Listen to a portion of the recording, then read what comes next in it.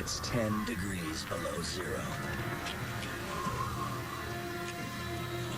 And a silent killer that has stalked mankind for thousands of years is about to strike again.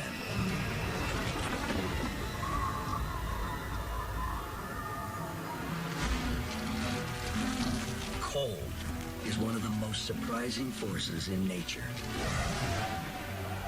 Both a dealer of death and a key to life in ways only revealed by big history. We think of history as a timeline, a series of events stretching a few thousand years into the past. It's time to think bigger. Instead of a line, imagine a web of infinite connections interacting over billions of years, linked together to create everything we've ever known. Our universe, our planet, and us. When we consider our most epic moments through the lens of science, we unleash a revolutionary new idea. The movement of atoms steered the movements of men, civilizations, galaxies. History as we know it is about to get big.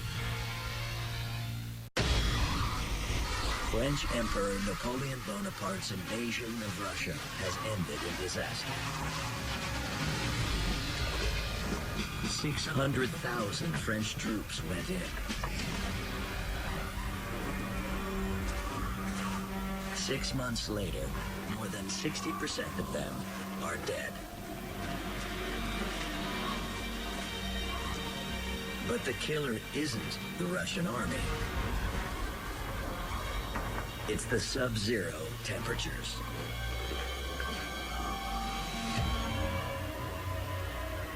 Traditional history tells us that Napoleon was defeated by the Russian cold.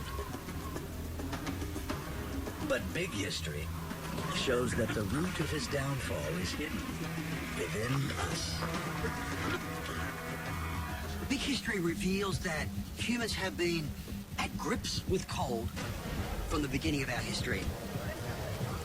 Cold impacted us in a great way, simply because we had to adapt to it. If we don't adapt, we die.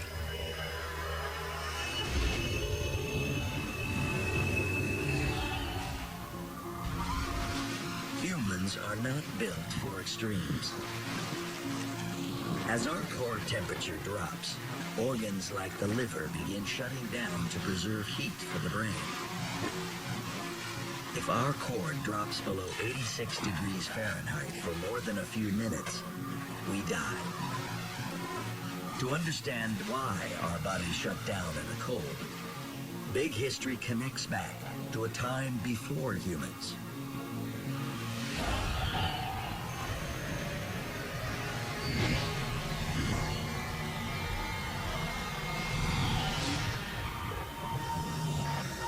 $250 million years ago. All the animals on Earth are cold-blooded. They're sluggish and helpless until the sun's energy warms them and speeds up their metabolism.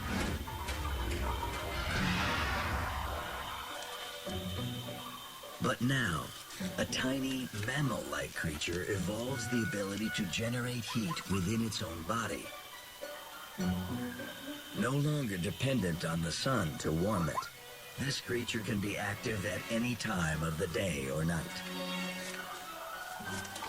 Warm-blooded creatures are always ready to move, so warm-bloodedness does really have some advantages. It's a survival edge that passes to all warm-blooded descendants, including us. But this advantage can also be a limitation. In nature, heat moves from hot to cold. So our body's warmth is always escaping, radiating out through our breath and our skin. As humans spread across the planet to cold climates, they'll need to figure out ways to hold in that heat.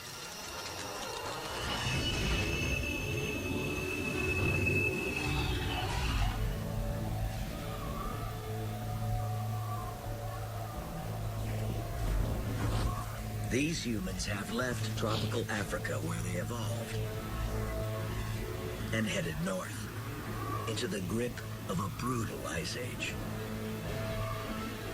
This is the Mediterranean, but it's as frigid as the Arctic Circle. To survive the cold, these humans invent one of humanity's most momentous tools, the humble needle. They had to have had the ability to make finely tailored clothing, because there's simply no way you could survive in Ice Age Europe without having those technologies. Clothing gives humans a thicker skin that insulates us against the cold. But clothing also changes who we are.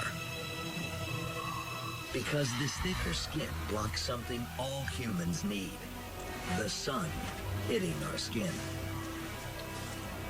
And covering up, they weren't getting enough sunlight, so they didn't create as much vitamin D as they needed. Our bodies create vitamin D when exposed to the sun's UV radiation. Back in Africa, our dark skin alone blocked most of the sun, letting in just enough to create the vitamin D we need.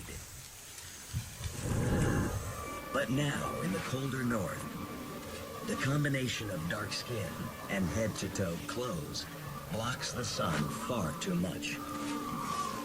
One way of dealing with that was to evolve lighter skin that didn't block the rays of the sun as much. So cold and clothes lead to lighter skin. And a fundamental division we think of today as race.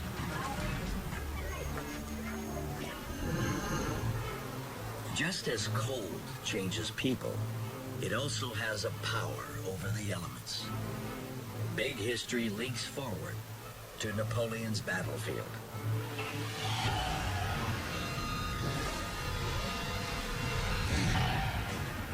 Where his soldiers are defeated by the chemistry of cold. Some French soldiers use tin buttons on their coats. But in sub-zero weather, tin has a fatal flaw. Cold can change the properties of certain elements, in some cases adversely. For example, shiny metallic tin under cold conditions can change form and then even turn into a powdery substance. Coming from a warm climate, the French don't realize their buttons will fail. That loss may have doomed thousands.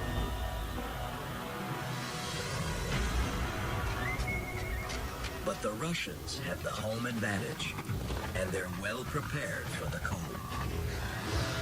They knew how to dress, they knew exactly how to build shelter, and they knew how to live with it. It was just that simple.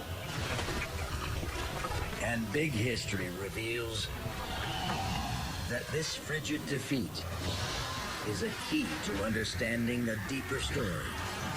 Cold divides the planet into opposing tribes and is the secret force behind the longest-running battle in history.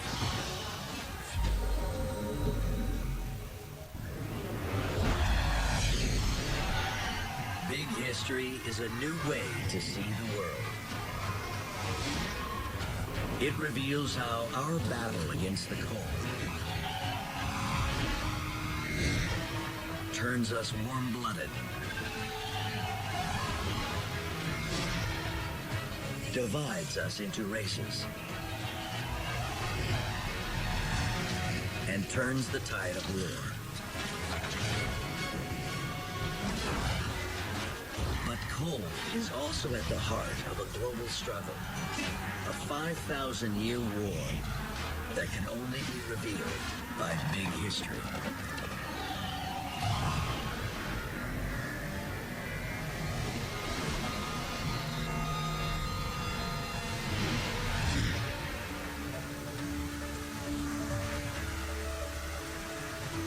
Planet Earth. Warm climates produce farming, cities, civilization.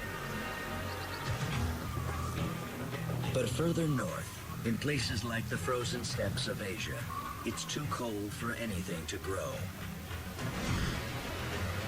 Except endless grass. Grazing animals like cattle and horses thrive here. People adapt. They become herders. And the world's first horsemen. Experts at raiding and plundering. Horse-based warrior cultures are going to be the optimal mode of existence.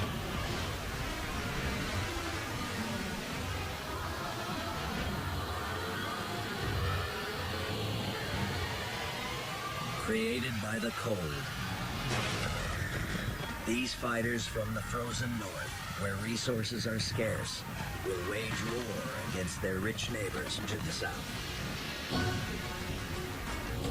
It's a pattern repeated around the world. Where it's cold, people become fierce nomadic warriors. Where it's warm, people build vast civilizations. And the warriors of the cold charge in on horseback to take what they can. From the tribes that swarm over China's Great Wall, to the Goths and Vandals who destroy the Roman Empire, to the Mongols who conquer most of the known world. An epic raid by people of the cold that lasts 5,000 years. From the perspective of big history, we see this division. This division will be sort of a critical dynamic in human history.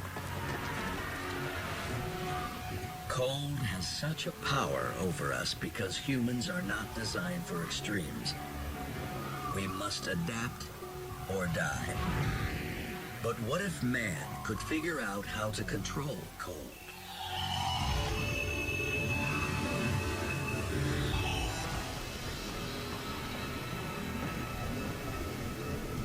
An American businessman, Frederick Tudor, is one of the first to try. He had a crazy entrepreneurial idea, which was to cut large blocks of frozen New England ponds in January and sell them to the tropics as a form of ice. Tudor is trying to solve an ancient problem.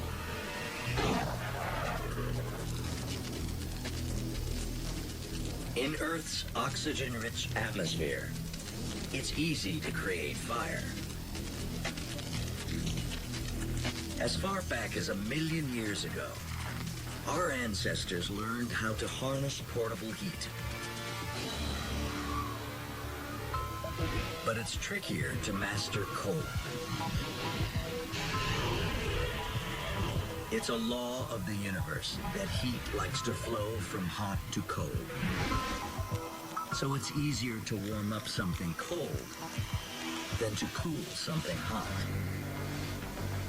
Ice is concentrated cold, and a possible solution.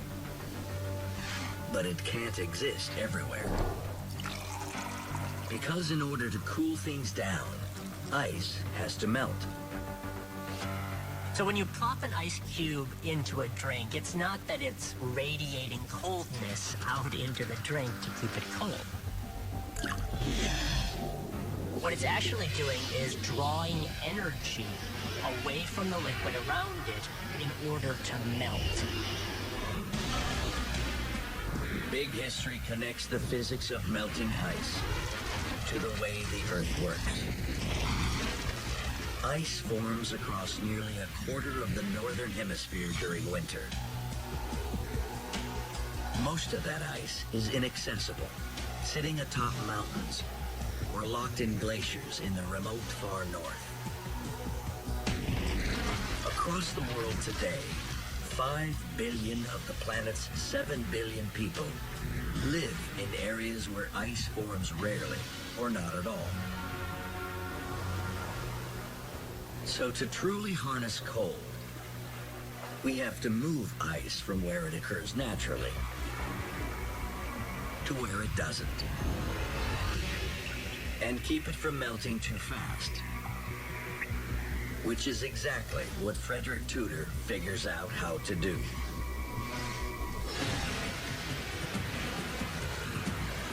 He ships a load of ice 2,000 miles from Boston to the tropical island of Martinique. For the first time in history, man controls the cold by making it portable. He figured out new ways to pack the ice in sawdust in the ship's holds, and they put layers of straw and apples on top to defray the costs. And eventually he was able to sell it at an astronomical profit.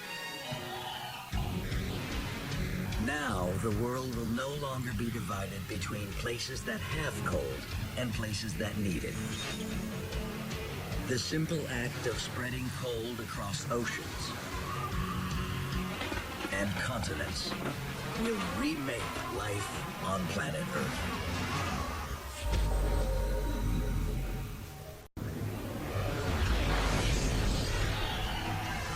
Big history has revealed that cold had a hidden power over our bodies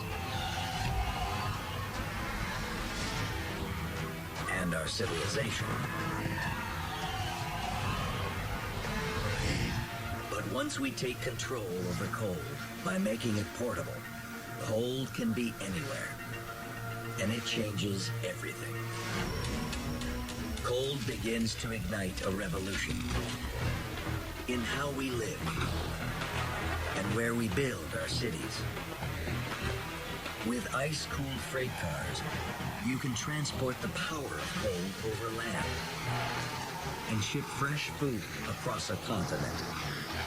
Major industries rise up, built entirely on cold.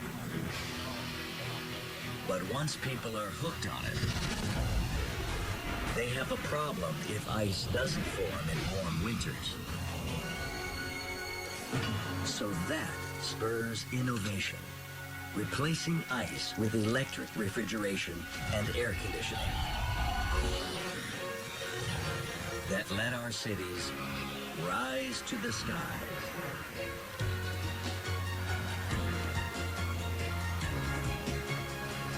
And our deserts bloom into metropolises. But as much as it has shaped civilization,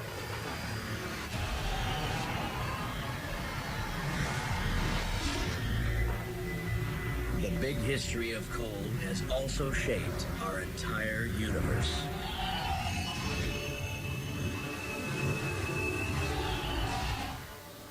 $13.7 billion years ago.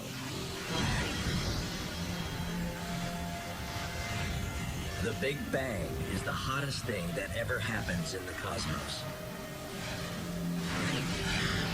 But it's cold that turns that primal energy into a universe of atoms, stars, and planets. Right after the Big Bang, things were incredibly hot. So hot that the very atoms that we know today didn't exist. They just would have disintegrated because it was too warm out. So really it was a process of cooling down over time that gave us the universe we had. And in a sense, the story of the universe is the story of cooling down. Billions of years later, when our own solar system takes shape, Earth forms in a narrow band where the perfect level of coldness allows liquid water to exist. The prerequisite for life. So the idea of coldness itself runs right across big history, from the creation of the universe itself to the creation of stars to the creation of the Earth itself, which appeared in just the right degree of coldness for us. But the cold that created the physical universe will ultimately bring it to an end. Because the same physics that cause a melting ice cube to draw heat from a glass of water exist everywhere. Stars and galaxies will slowly dissipate into the cold emptiness of space. Eventually, stars die. Temperatures drop. Atoms spread out. In a sense, the story of big history is a story of starting extremely hot in the Big Bang and moving slowly towards extremely cold. Because in countless billions of years in the future, it's going to get so cold that there are no gradients. There's no difference between hot and cold. And in a universe born in a blaze of heat, cold will rule forever. But the story of cold is just the beginning. There's a much bigger puzzle hidden in big history. Each episode unlocks a clue. Everyday things like meteors, secret codes, and silver hold the key. Watch them all, and you'll see this grand mystery revealed. The big history of time, of space, the big history of us.